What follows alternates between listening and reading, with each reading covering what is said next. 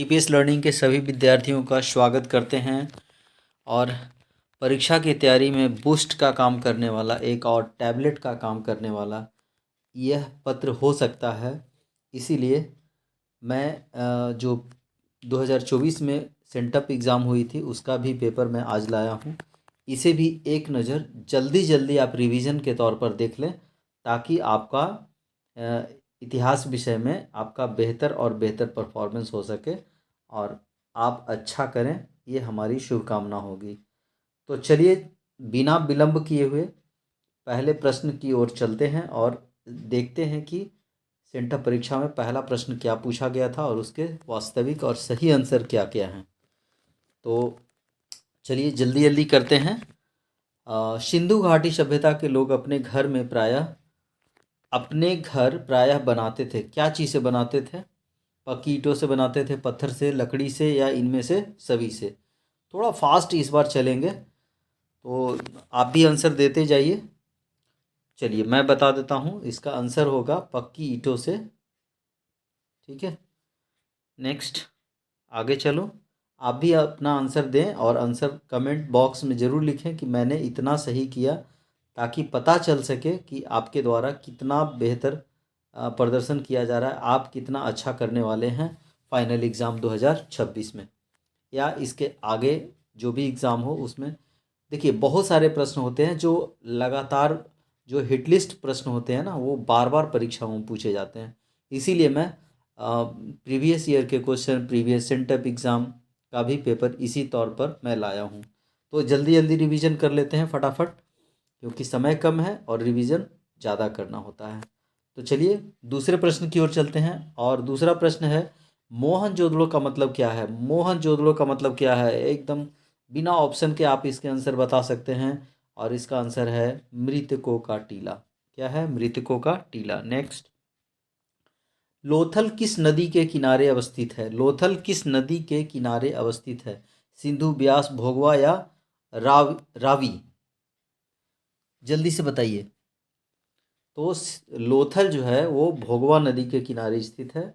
फटाफट आंसर दीजिए। नेक्स्ट अगले प्रश्न की ओर चलते हैं और अगला प्रश्न है हड़प्पा सभ्यता के विशाल स्नानागार के अवशेष कहाँ से प्राप्त हुए हैं? स्नानागार और अन्नागार, ये दोनों याद रखिए। स्नानागार मतलब स्नान करने वाला बड़ा सा तालाब, और अन्नागार जहाँ पर अनाज रखा जाता था। और ये दोनों के दोनों जब भी प्रश्न पूछे तो कोई कन्फ्यूजन नहीं होना है, सीधा दोनों का एक ही आंसर होने वाला है और वह है मोहनजोदड़ो। ठीक है, नेक्स्ट अगले प्रश्न की ओर चलते हैं। जितना ज़्यादा अभ्यास करेंगे उतना आपको वो इजी होने वाला है, इसलिए अभ्यास ज़रूरी है।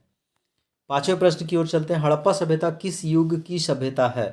हड़प्पा सभ्यता किस युग की सभ्यता है? लौह युग, कांस्य युग या दोनों या इनमें से कोई नहीं? जल्दी से बताइए।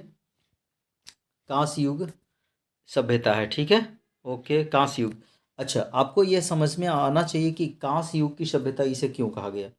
कांस्य युग इसलिए क्योंकि जो कांसा बनता है वो टीना और तांबा के मिक्स करने से यह कांसा का निर्माण होता है। तो कांसा का जो है ना प्रयोग बहुत ज़्यादा मात्रा में होने लगा था, क्योंकि तांबा थोड़ा सॉफ्ट होता है और टीना भी थोड़ा सॉफ्ट होता है। तो ये दोनों का ना प्रयोग करके दोनों से मिश्रित धातु कांसा बनाया गया और कांसा का सबसे ज़्यादा मात्रा में उपयोग किया गया हड़प्पा सभ्यता के दौरान। इसीलिए हड़प्पा सभ्यता किस युग की सभ्यता कही जाती है? कांस्य युग की सभ्यता कही जाती है। ये स्टोरी आपको दिमाग में रहेगा, आप प्रश्न कभी गलत नहीं करके आएंगे। नेक्स्ट, हड़प्पा सभ्यता का सबसे बड़ा नगर कौन था? हड़प्पा सभ्यता का सबसे बड़ा नगर कौन था? नगर मतलब शहर, ठीक है, शहर से भी जो बड़ा होता है उसको नगर कहते हैं। तो मोहनजोदड़ो, कालीबंगा, लोथल और रंगपुर। जी, हम उम्मीद करते हैं कि आपने सही जवाब दिया होगा। मोहनजोदड़ो सबसे बड़ा नगर था और इसके बाद हड़प्पा। हड़प्पा और मोहनजोदड़ो जो है दोनों बड़े शहर थे, लेकिन मोहनजोदड़ो वो हड़प्पा से भी बड़ा एरिया था इसका। तो ठीक है, हड़प्पा और मोहनजोदड़ो दो बड़े शहर में से गिने जाते हैं और आपको यहाँ पर केवल मोहनजोदड़ो दिया है, तो आप इसका मोहनजोदड़ो आंसर लगाएंगे। ठीक है, नेक्स्ट आगे। मोहनजोदड़ो का उत्खनन किसने किया था? Very very important question. समझ रहे हैं मोहनजोदड़ो से कितने सवाल अभी तक हो गए? तो कोई चैप्टर इतने इंपॉर्टेंट होते हैं ना कि उससे बहुत ज़्यादा से ज़्यादा मात्रा में क्वेश्चंस को राइज किया जाता है, निकाला जाता है। चलिए, मोहनजोदड़ो का उत्खनन किसने किया था? दयाराम साहनी, जॉन मार्शल, राखलदास बनर्जी या R.S. बिस्ट ने किया था? बताइए 7 का क्या होगा आंसर? तो मोहनजोदड़ो का उत्खनन राखलदास बनर्जी ने किया था। मोहनजोदड़ो का उत्खनन किसने किया था? राखलदास बनर्जी ने किया था। अगले प्रश्न की ओर चलते हैं और अगला प्रश्न है, कनिष्क का राज्यारोहण कब हुआ था? कनिष्क का राज्यारोहण कब हुआ था? राज्यारोहण का मतलब राजा कब बना था? ठीक है, जल्दी से आंसर देने का प्रयास कीजिए। चलिए, आप दे दिए होंगे आंसर, अब मैं दे देता हूँ 78 ईस्वी में। ठीक है, 78 ईस्वी में राजा बना था। ओके, और आगे चलते हैं। पाटलिपुत्र की स्थापना किसने की थी? पाटलिपुत्र की स्थापना किसने की थी? बिंबिसार, उदयन, अजातशत्रु या चंद्रगुप्त? इस प्रश्न का उत्तर देने का प्रयास कीजिए। तो पाटलिपुत्र की स्थापना किसने किया था? जल्दी से आंसर दीजिए, मैं दे देता हूँ। चलिए, अब मैच करके देखिए कि आपका सही हुआ या गलत। उदयन, पाटलिपुत्र की स्थापना किसने की थी? उदयन ने। नेक्स्ट, अगले प्रश्न की ओर चलते हैं। और पुराणों की संख्या कितनी है? पुराणों की संख्या कितनी है? Very very important question. पुराणों की संख्या कितनी है? तो पुराणों की संख्या आप आंसर दे सकते हैं, बिल्कुल दे सकते हैं, और उम्मीद करते हैं कि सही भी होगा। तो पुराणों की संख्या कितनी है? 18। Very good. नेक्स्ट, अर्थशास्त्र किस राजवंश के बारे में बताता है? और सबसे पहले देखो, अर्थशास्त्र से क्वेश्चन बहुत सा पूछता है। अर्थशास्त्र किसने लिखा? अर्थशास्त्र किस राजवंश के बारे में बताता है? अर्थशास्त्र किसके समय में लिखी गई पुस्तक है? तो इस तरह से आपको सवाल पूछे जाते हैं। सभी सवालों का आप जवाब अपने पास रखें।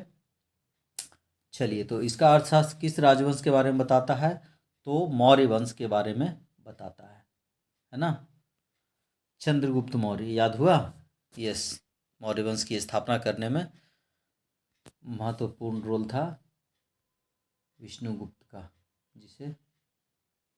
चलिए, अगले प्रश्न की ओर चलते हैं। और किस शासक को प्रियदर्शी कहा गया? बताइए, प्रियदर्शी बहुत ही इजी सवाल। हम उम्मीद करते हैं कि सारे बच्चों ने इसका आंसर सही किया होगा। अशोक। किस शासक को प्रियदर्शी कहा गया है? सम्राट अशोक को कहा गया है। कौटिल्य की रचना है, कौटिल्य ने कौन से पुस्तक की रचना करी? मेघदूत, अर्थशास्त्र, मालविक, अग्निमित्र और मुद्रा राक्षस। अभी दूसरे प्रश्न, इसके पहले क्वेश्चन में का इसका मैंने आंसर देने का प्रयास किया था, और हम उम्मीद करते हैं कि आप पक्का आंसर दे दोगे जी। बिल्कुल सही जवाब। चलिए, नेक्स्ट आगे चलते हैं। और प्रयाग प्रशस्ति की रचना किसने की थी? प्रयाग प्रशस्ति की रचना किसने की थी? कालिदास, हरिसेन, वानभट्ट और पातंजलि। बताइए, प्रयाग प्रशस्ति की रचना किसने किया था? हरिसेन ने किया था। किसने किया था? हरिसेन ने किया था। Okay, next.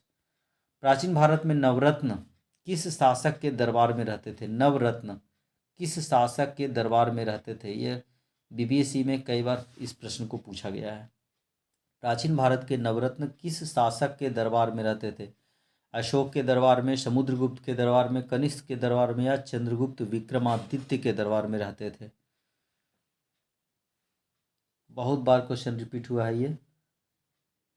चलिए, आंसर दीजिए। चलिए, मैं इसका आंसर दे दूं। इसका आंसर होगा चंद्रगुप्त विक्रमादित्य। क्या होगा? चंद्रगुप्त विक्रमादित्य। Okay, next. महाभारत की रचना किस भाषा में हुई थी? महाभारत की रचना किस भाषा में हुई थी? बिल्कुल इजी क्वेश्चन, हर बच्चा इसका आंसर देगा, संस्कृत भाषा में। नेक्स्ट, दूसरा ऑप्शन पढ़ने की ही जरूरत नहीं है। महाभारत का युद्ध कितने दिनों चला था? महाभारत का युद्ध कितने दिनों चला था? 10 दिन, 12 दिन, 18 दिन या 20 दिन? जल्दी बताइए। तो 18 दिन चला था, इसलिए 18 महापर्व बने थे। ठीक है, इसमें 18 अध्याय के रूप में रचना की गई है। तो महाभारत का युद्ध कितने दिन चला था? 18 दिन चला था। चलिए, नालंदा किस राज्य में अवस्थित है? नालंदा किस राज्य में अवस्थित है? नालंदा पश्चिम बंगाल में है, बिहार में है, उड़ीसा में है, उत्तर प्रदेश में है? जल्दी बताइए। Nalanda, very very easy question, Bihar में है। नेक्स्ट, महावीर का जन्म कहाँ हुआ था? महावीर का जन्म कहाँ हुआ था? वैशाली में, मगध में, सारनाथ या कुशीनगर? महावीर का जन्म कहाँ हुआ था? जल्दी बताइए। चलिए मैं बता देता हूँ, वैशाली में हुआ था। महावीर का जन्म कहाँ हुआ था? वैशाली, वैशाली। वैशाली बच्चे घूमने भी गए होंगे टूर पर।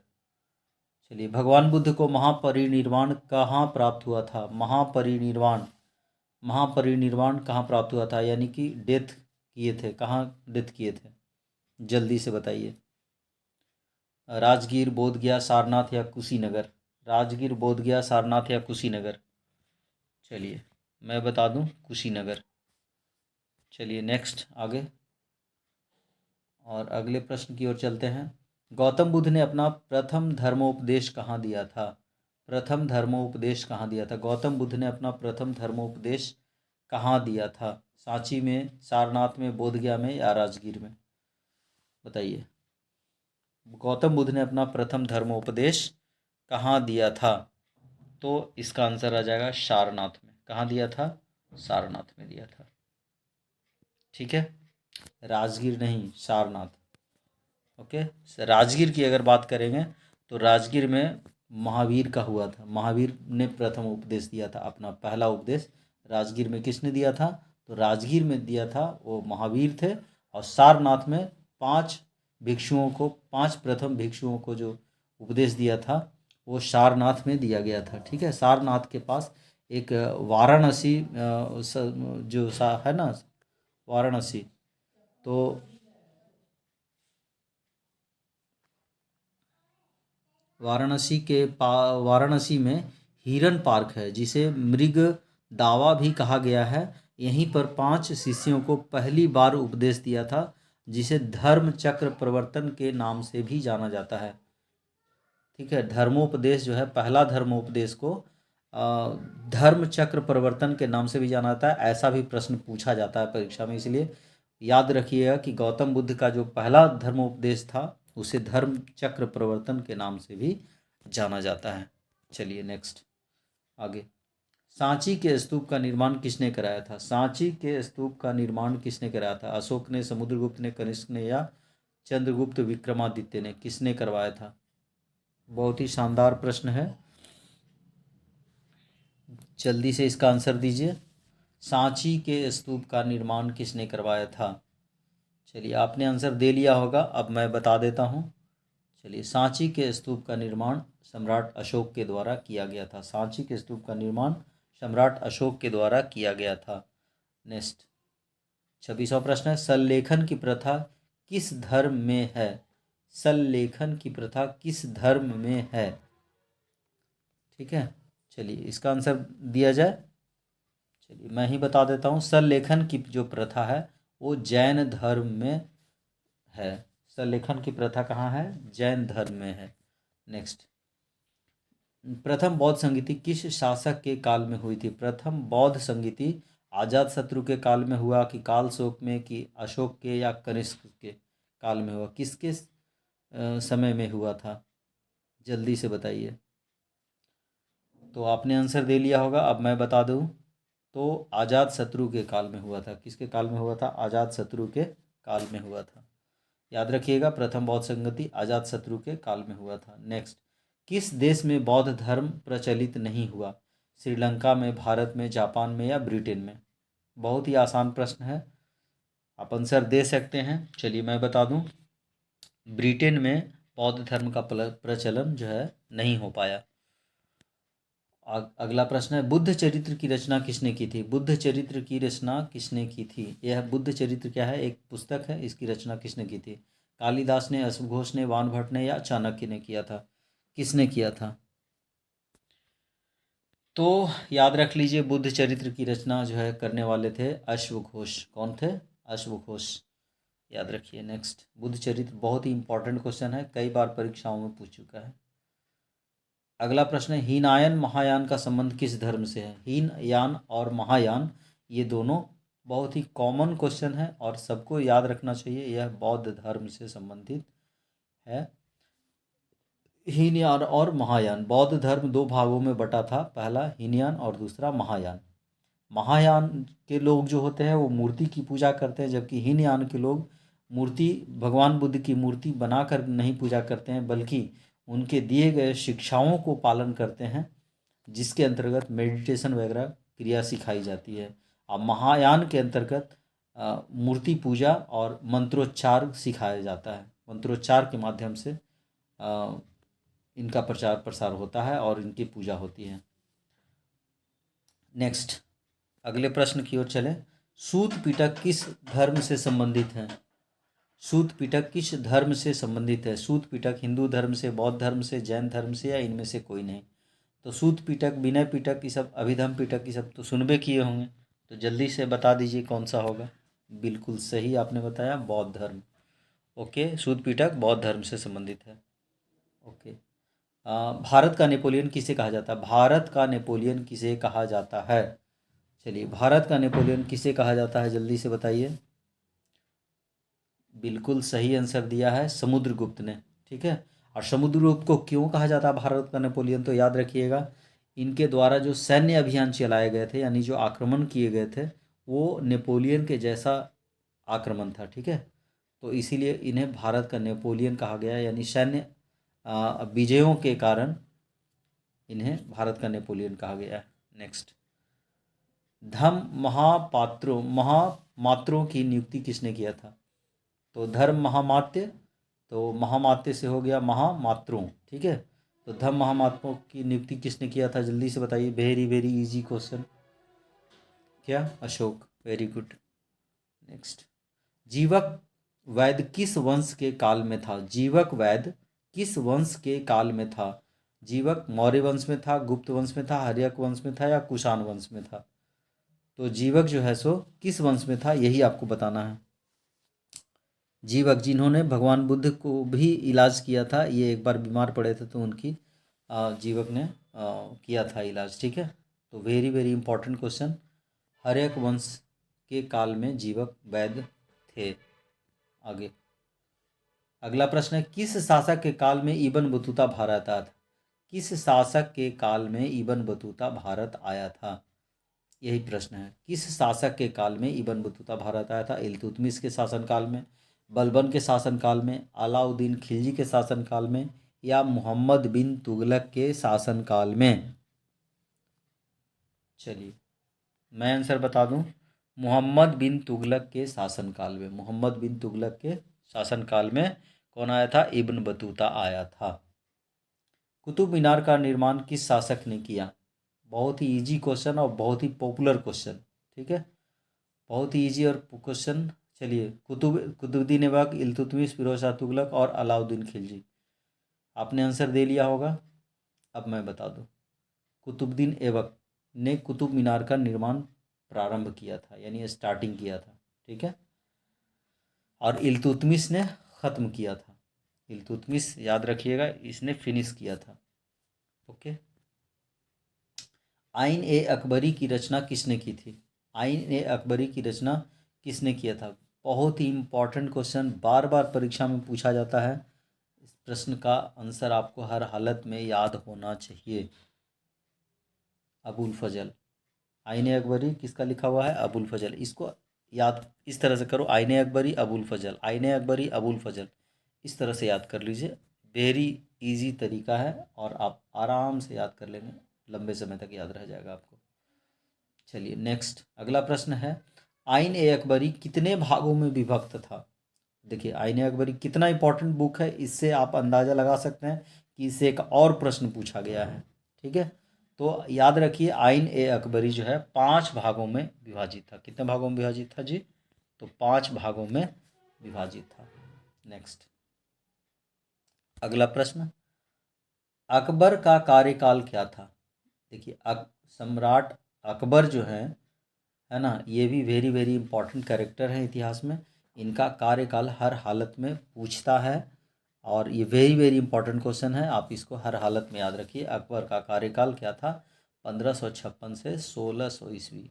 ठीक है, यानी 1556 ईस्वी में राजा बने और इसके बाद 1605 ईस्वी में इनकी ये हो गया, डेथ हो गया। ठीक है, 1605 ईस्वी में डेथ हो गया।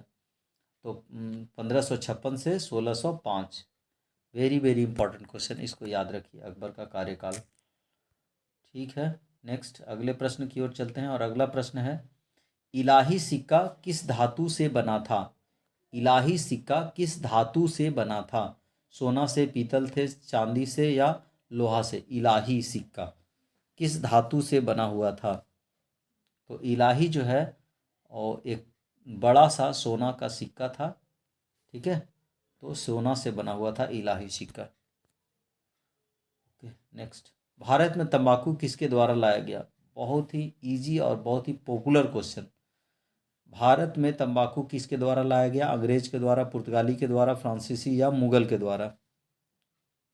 सोच समझ के आंसर सोचिए क्या होगा। चलिए, आपने आंसर दे लिया होगा, अब मैं आंसर बता दूं।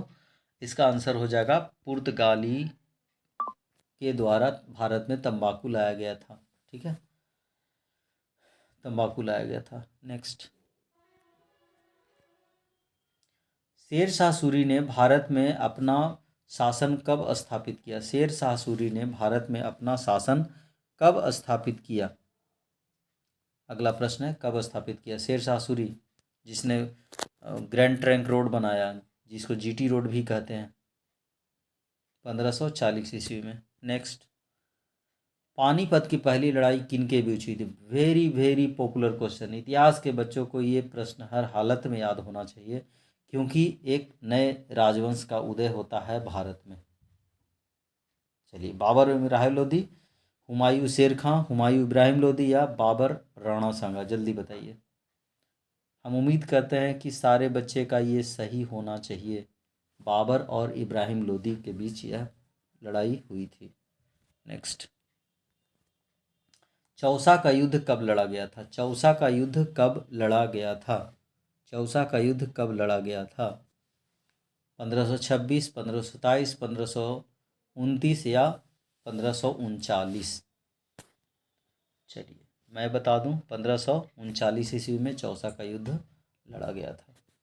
बहुत ही निर्णायक लड़ाई थी, निर्णायक लड़ाई थी चौसा का युद्ध, इसलिए वेरी वेरी इंपॉर्टेंट इसका डेट है। ठीक है,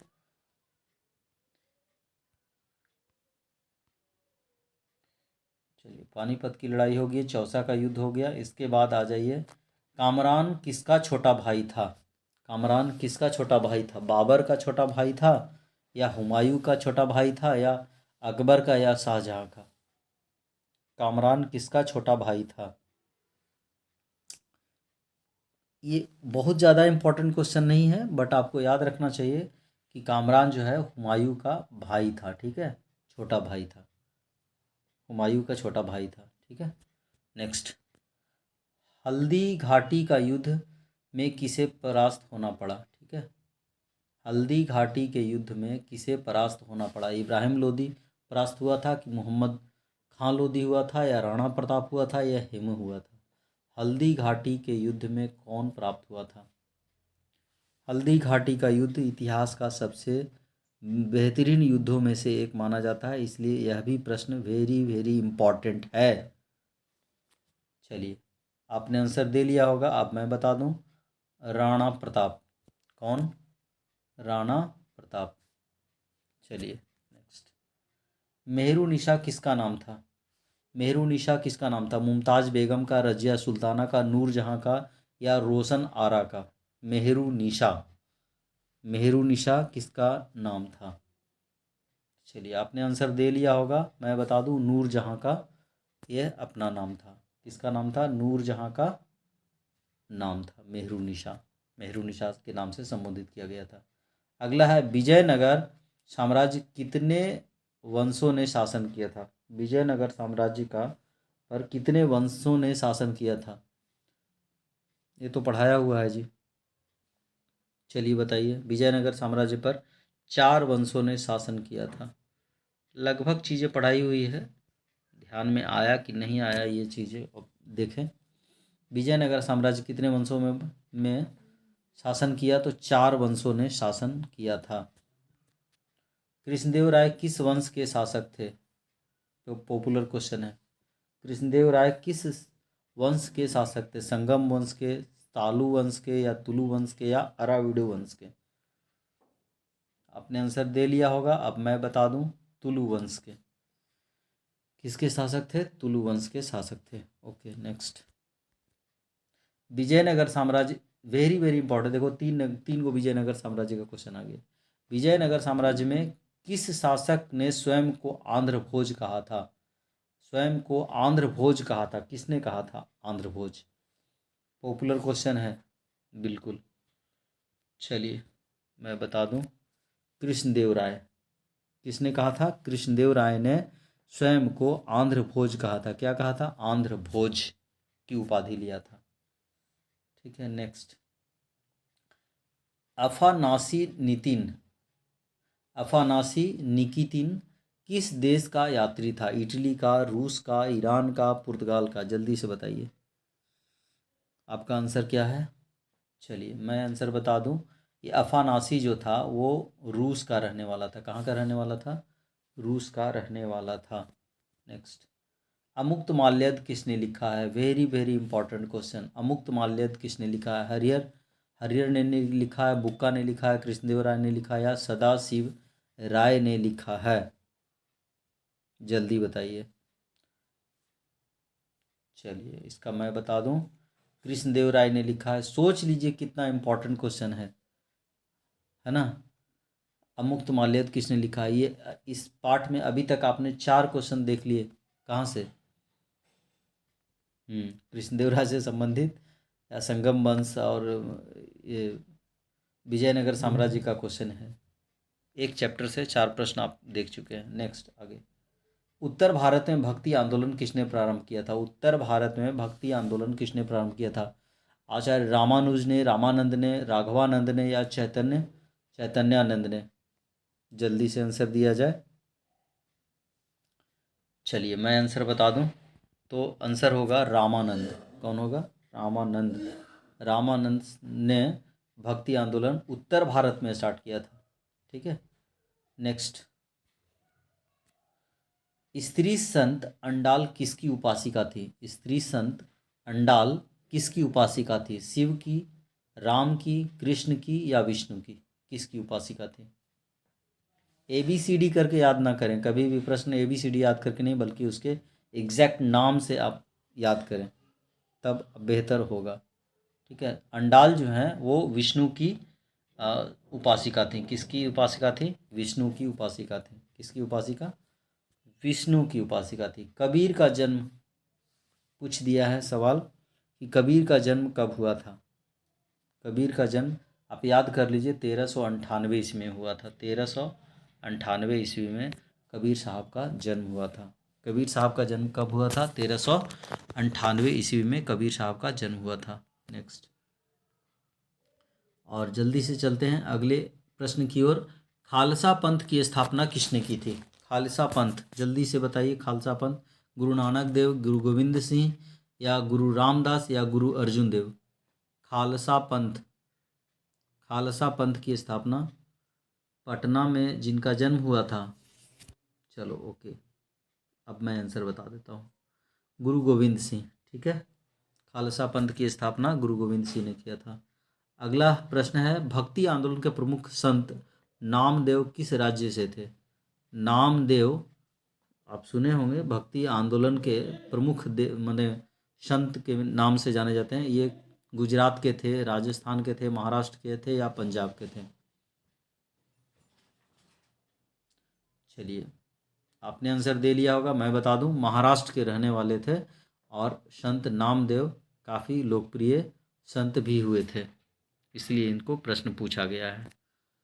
अगला है, भारत में दिल्ली सल्तनत की स्थापना किस वर्ष हुई? भारत में दिल्ली सल्तनत के, देखो दिल्ली सल्तनत से ये दूसरा क्वेश्चन है। पहला, दिल्ली सल्तनत की स्थापना 1206 ईस्वी में। ठीक है, इसका आंसर दे लीजिए। ये दूसरा प्रश्न है आपका दिल्ली सल्तनत से। पहला कुतुबुद्दीन ऐबक वाला पूछा था। ओके। अमीर खुसरो किसके शिष्य थे? अमीर खुसरो किसके शिष्य थे? शेख कुतुबुद्दीन बख्तियार काकी, शेख बुरहानुद्दीन, शेख निज़ामुद्दीन औलिया या शेख सलीम चिश्ती? बताइए किसके शिष्य थे अमीर खुसरो? बहुत ही अच्छा प्रश्न है, बहुत ही अच्छा प्रश्न है। इस प्रश्न को याद रखें। और इसका आंसर मैं बता दूं, इसका आंसर होगा शेख निज़ामुद्दीन औलिया। कौन होंगे? शेख निज़ामुद्दीन औलिया इसका अप्रोप्रिएट आंसर होगा, आप याद कर लें। बीजक में किसके उपदेश संग्रहित हैं? बीजक में किसके उपदेश संग्रहित हैं, मैंने किसने उपदेश, किनका उपदेश यहाँ पर संकलित किया गया है? जल्दी से बताइए। उम्मीद करते हैं आपने बता दिया होगा। बहुत इजी सवाल है, कबीर साहब का। बीजक में कबीर साहब ने उपदेश दिया था, उसी उपदेशों को उसमें संकलित किया गया है। अल बेरूनी के यात्रा वृतांत का नाम है, यानी उन्होंने जो यात्रा किया था अल बरूनी ने, वो अपने यात्रा वृतांत को किस नाम से प्रकाशित किया? तहकीक ए Hind, Kitab ul Rihla, travels in the Mughal empire या इंडिका? अल बरूनी का पुस्तक का नाम बताइए जल्दी से। आप इसका गलत नहीं करेंगे, पूरा भरोसा है। तहकीक ए हिंद, बिल्कुल सही जवाब। तहकीक ए हिंद है ना, यानी भारत की खोज इसका अर्थ होता है। ठीक है, तहकीक ए हिंद। नेक्स्ट, मार्को पोलो किस देश का रहने वाला था? मार्को पोलो चीन का, इटली का, ईरान का, रूस का? मार्को पोलो किस देश का रहने वाला था? मार्को पोलो किस देश का रहने वाला था? चलिए बता दें, इटली का रहने वाला था। कहाँ का रहने वाला था? इटली का रहने वाला था।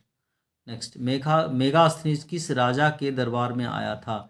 मेगास्थनीज किस राजा के दरबार में आया था? चंद्रगुप्त मौर्य, हर्षवर्धन, चंद्रगुप्त विक्रमादित्य या देव राय प्रथम?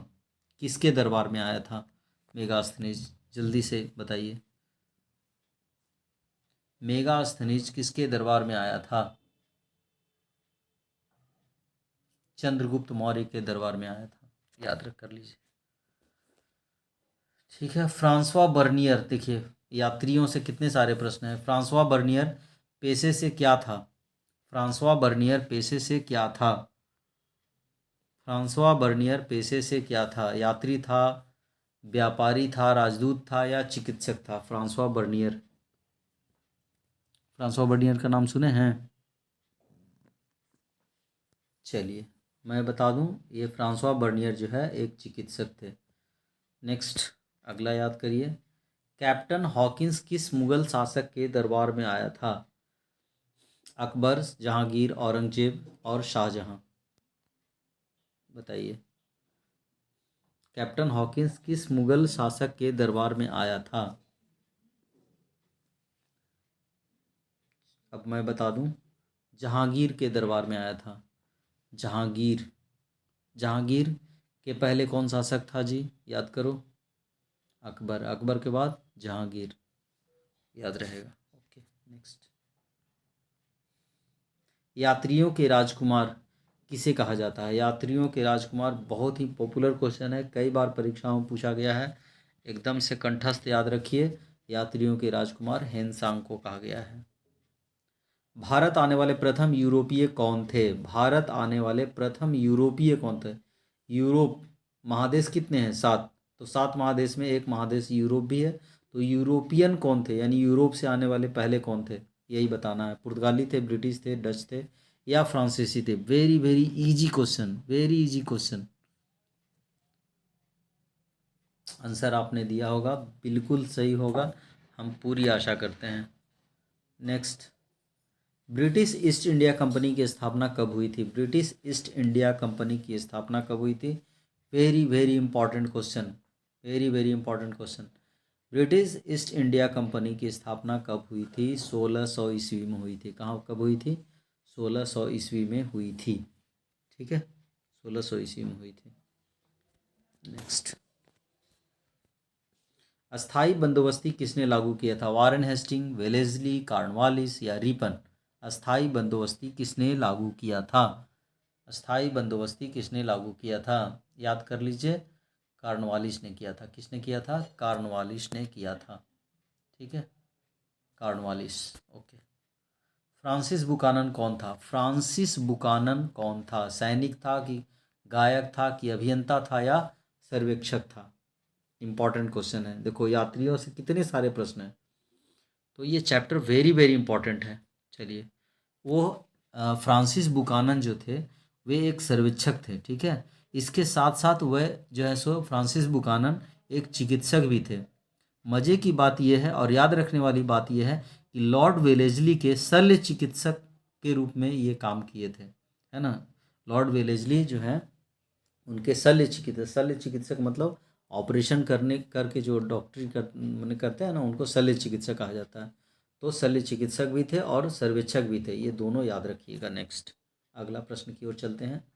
दक्कन दंगा आयोग कब गठित हुआ था? दक्कन दंगा आयोग कब गठित हुआ था? 1875, 1877, 1885 या 1890? आपका आंसर क्या है? आपका आंसर, हाँ चलिए अब मिला लीजिए, आपका आंसर सही हुआ या गलत। 1875 ईस्वी में दक्कन दंगा आयोग का गठन किया गया था। दक्कन दंगा आयोग का गठन किया गया था। नेक्स्ट अगले प्रश्न की तरफ चलते हैं और अगला प्रश्न है, संथाल विद्रोह के नेता कौन थे? संथाल विद्रोह के नेता कौन थे? बुद्धू भगत थे, सिद्धू कान्हू थे, बिरसा मुंडा थे और जत्रा भगत थे। कौन था? जल्दी से बताइए कौन थे? संथाल विद्रोह के नेता, बहुत ही पॉपुलर क्वेश्चन है, आपको हर हालत में याद रखना चाहिए। ठीक है, सिद्धू कान्हू। संथाल विद्रोह सिद्धू कान्हू। देखो संथाल, स से संथाल, स से सिद्धू कान्हू, बाद बाकी मिलता है नहीं। अच्छे से याद रखिएगा इसका, ये रखना, याद करना बहुत आसान बना दिया मैंने, याद हो जाएगा। प्लासी का युद्ध कब हुआ था?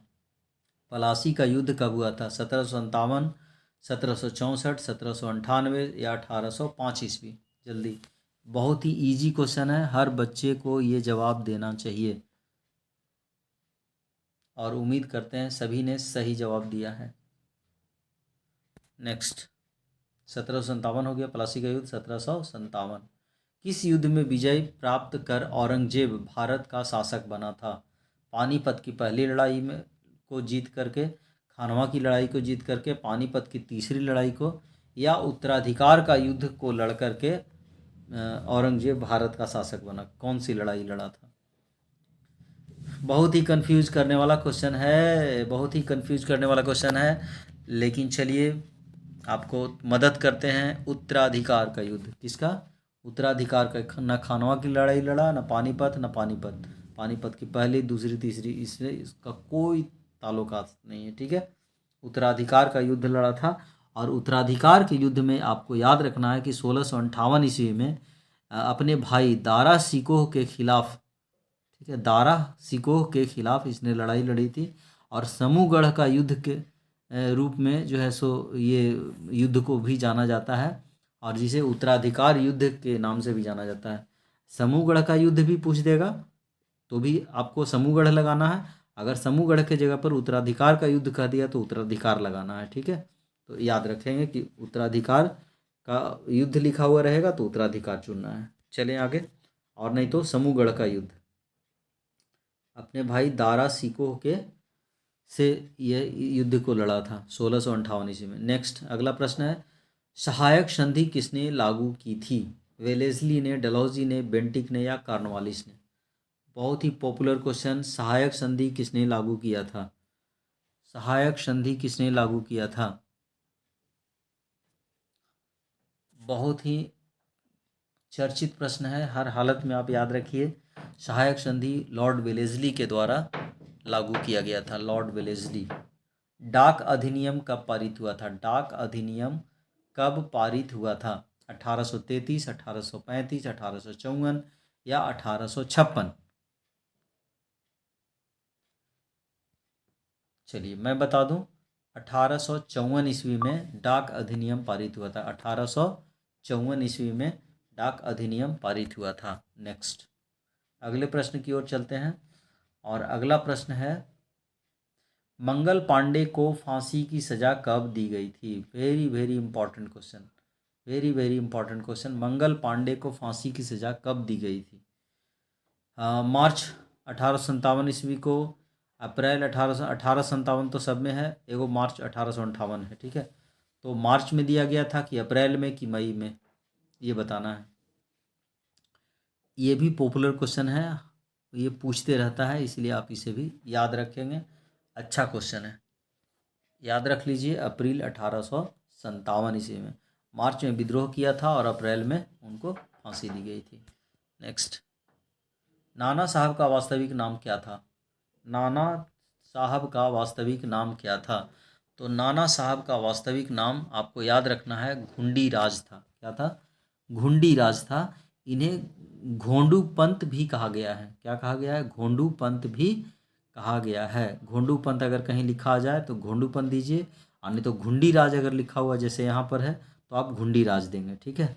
जबकि आप याद कर लीजिए, इसमें जो रामचंद्र पांडुरंग है, रामचंद्र पांडुरंग जो है, यह किसका नाम था? तो रामचंद्र पांडुरंग तात्या टोपे का आपने नाम सुना होगा, है ना, जो झांसी की रानी लक्ष्मीबाई के गुरु भी गुरु के रूप में भी काम करते थे, सीरियल वगैरह में देखा होगा। तो रामचंद्र पांडुरंग उनका मूल नाम था, ठीक है, याद कर लेंगे। नेक्स्ट, खूब लड़ी मर्दानी किसने लिखा है? खूब लड़ी मर्दानी वह तो झांसी वाली रानी थी। यह कविता को किसने लिखा? महादेवी वर्मा, सुभद्रा कुमारी चौहान, रानी लक्ष्मीबाई या बंकिम चंद्र चटर्जी ने? किसने लिखा है जी, बताइए। Very very popular and hit listed question है, और लेखिका भी बहुत टॉप क्वालिटी की हैं, जिनका नाम है क्या? सुभद्रा कुमारी चौहान। क्या नाम है? सुभद्रा कुमारी चौहान, याद रख लीजिएगा। खूब लड़ी मर्दानी वह तो झांसी वाली रानी थी, किसने लिखा है? सुभद्रा कुमारी चौहान ने लिखा है। आप हिंदी के कविता में इनका नाम कई बार आप पढ़े होंगे, इनकी कहानियाँ भी बहुत अच्छी अच्छी मिलेंगी आपको हिंदी में। नेक्स्ट आते हैं अगले प्रश्न की ओर।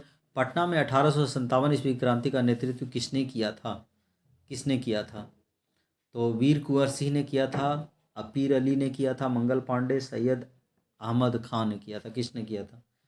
बहुत ही पॉपुलर क्वेश्चन है। 1857 ईस्वी के विद्रोह से यह प्रश्न को एराइज किया गया है, हाँ, लाया गया है। तो वेरी वेरी इंपॉर्टेंट क्वेश्चन। आप चलिए आंसर आप दे लिए होंगे और मिलान कर लीजिए। पीर अली इसका सही आंसर है।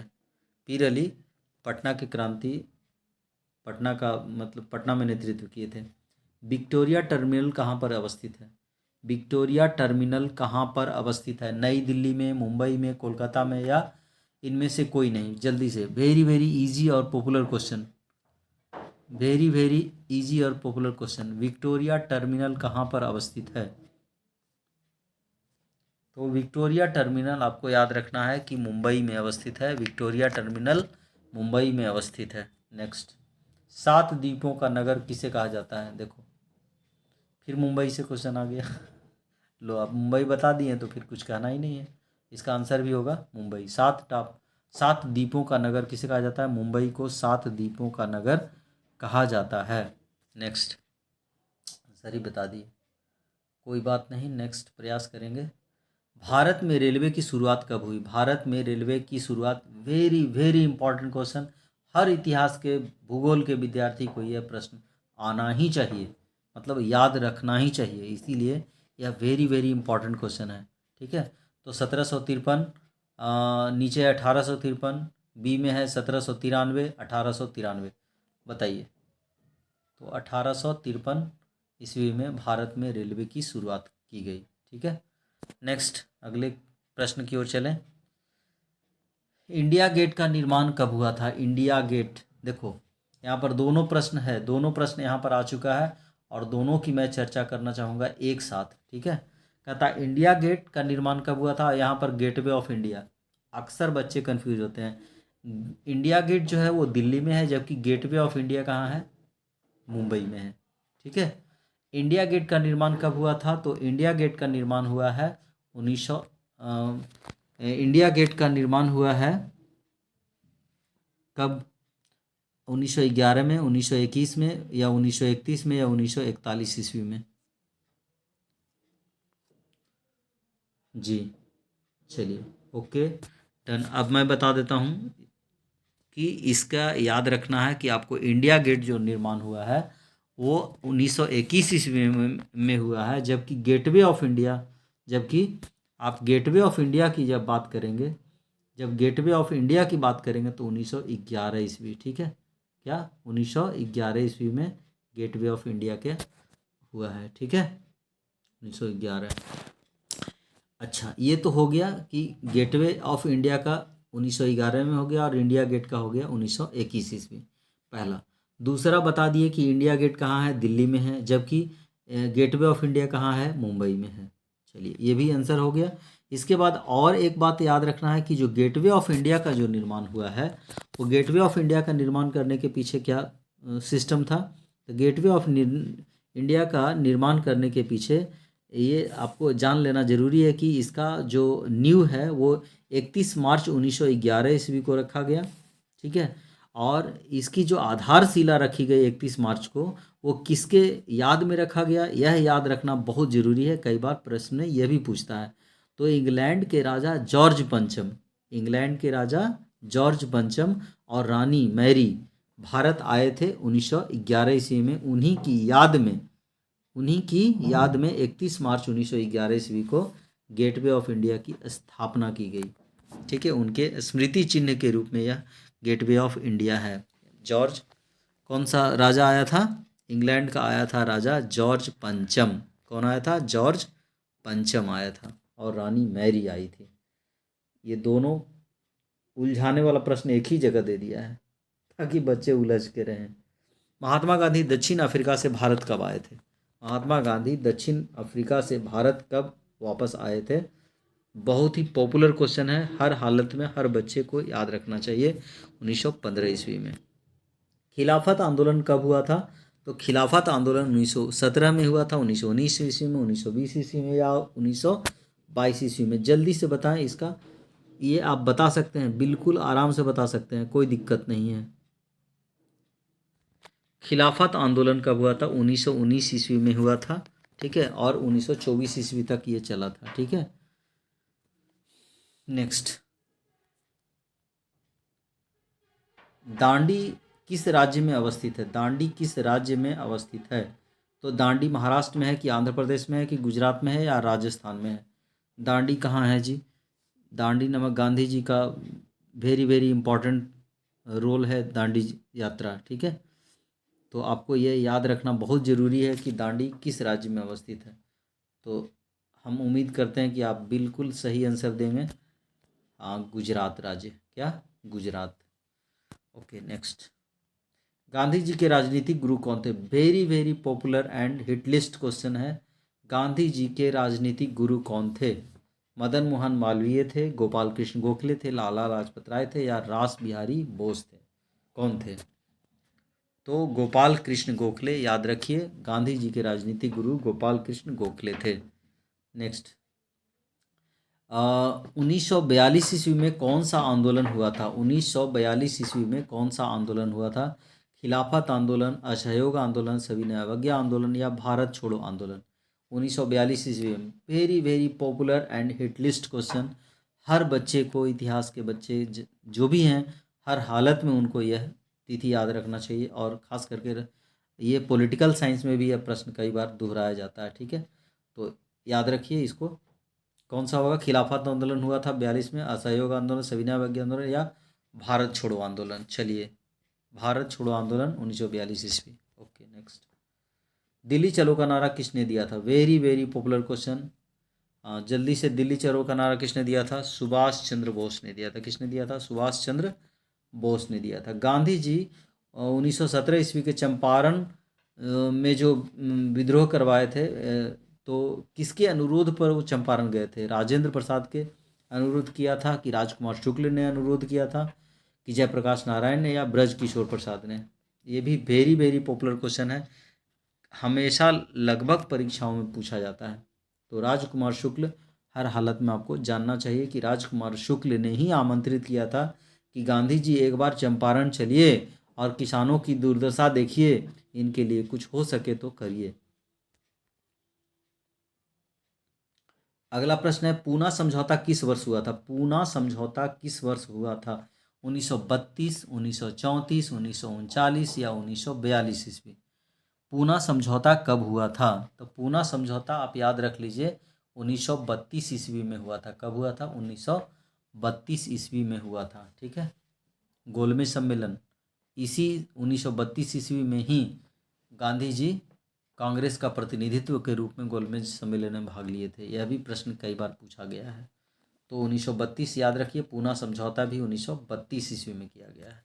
नेक्स्ट, अगले प्रश्न की ओर चलते हैं और अगला प्रश्न है, 1930 ईस्वी में द्विराष्ट्र सिद्धांत किसने प्रतिपादित किया था? यानी कि किसने बताया था द्विराष्ट्र सिद्धांत? किसने दिया था? सर मोहम्मद इकबाल ने, मोहम्मद अली जिन्ना ने, सर सैयद अहमद खान ने या लॉर्ड लिंथिगो ने?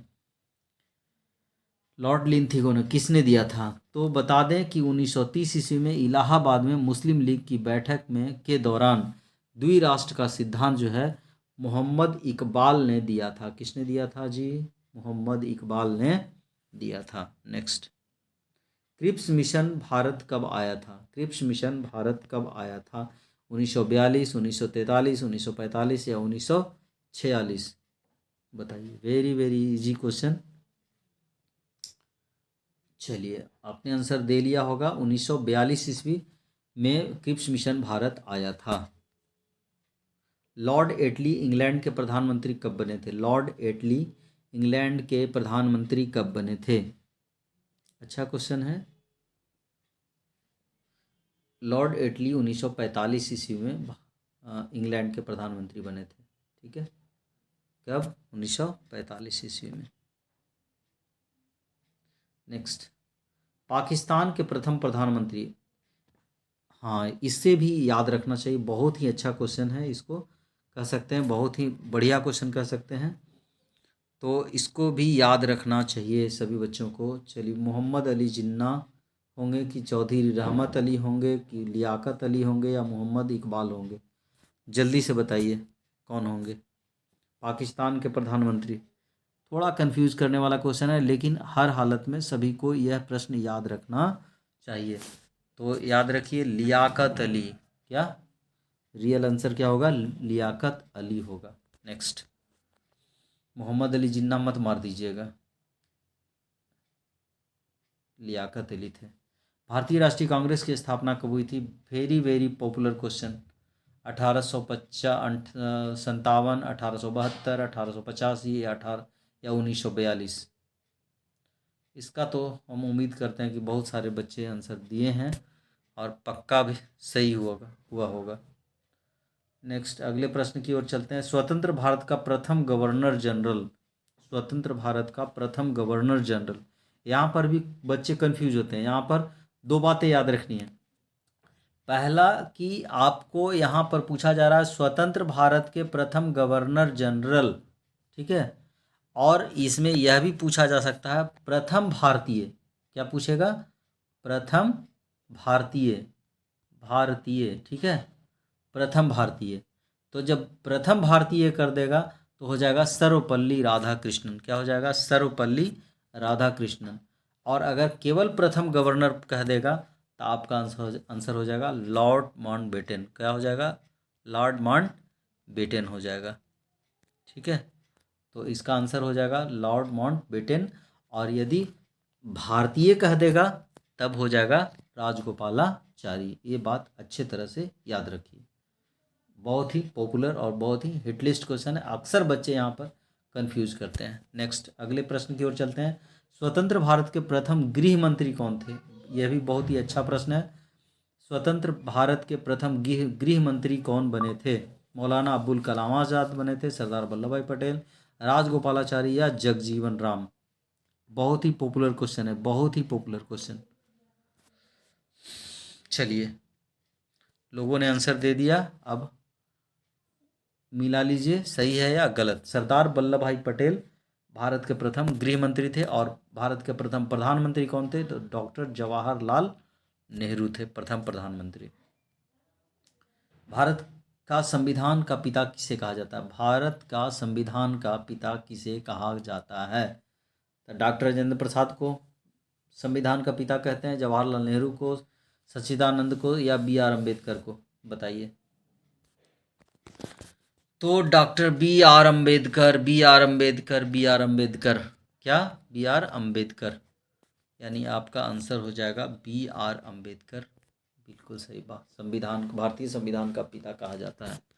नेक्स्ट, किस वर्ष भारत गणतंत्र हुआ था? गणतंत्र, इसमें भी कुछ बच्चे कंफ्यूज होते हैं, गणतंत्र और स्वतंत्र।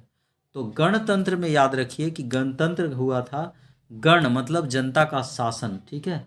तो गणतंत्र हुआ 26 जनवरी 1950 ईस्वी को, जबकि स्वतंत्र हुआ था 15 अगस्त 1947 को। तो स्वतंत्र और गणतंत्र में कंफ्यूज ना हो, ये दोनों को याद रखें। गणतंत्र कहेगा तो 26 जनवरी 1950, क्यों? क्योंकि इस समय भारत का संविधान लागू हुआ था। यह पॉलिटिकल साइंस में भी यह प्रश्न को पूछा जाता है कई बार। जय हिंद का नारा किसने दिया था? Very very popular question. जय हिंद का नारा किसने दिया था? भगत सिंह, चंद्रशेखर, सुभाष चंद्र बोस और रविंद्रनाथ टैगोर। बताइए, जय हिंद का नारा किसने दिया था? जय हिंद किसने कहा? हम लोग करते हैं ना, जय हिंद, जय भारत। चलिए, सुभाष चंद्र बोस ने जय हिंद का नारा दिया था, याद रख लीजिए। ओके, नेक्स्ट, आगे मैं बता दूं कि इसके आगे जितने भी प्रश्न हैं, ये सारे प्रश्न का उत्तर जो है सो पीडीएफ बना करके इसी वीडियो के डिस्क्रिप्शन में मैं डाला हूं। आप वहां से इन प्रश्नों के उत्तर जा करके आप देख सकते, आप खुद से प्रयास कर सकते हैं, कोई दिक्कत नहीं है। इसी के साथ अगर हमारा प्रयास अच्छा लगा हो तो आप वीडियो को लाइक करें और अपने दोस्तों को शेयर करें, ताकि वो भी आपकी तरह अच्छा अंक प्राप्त कर सकेंगे। धन्यवाद।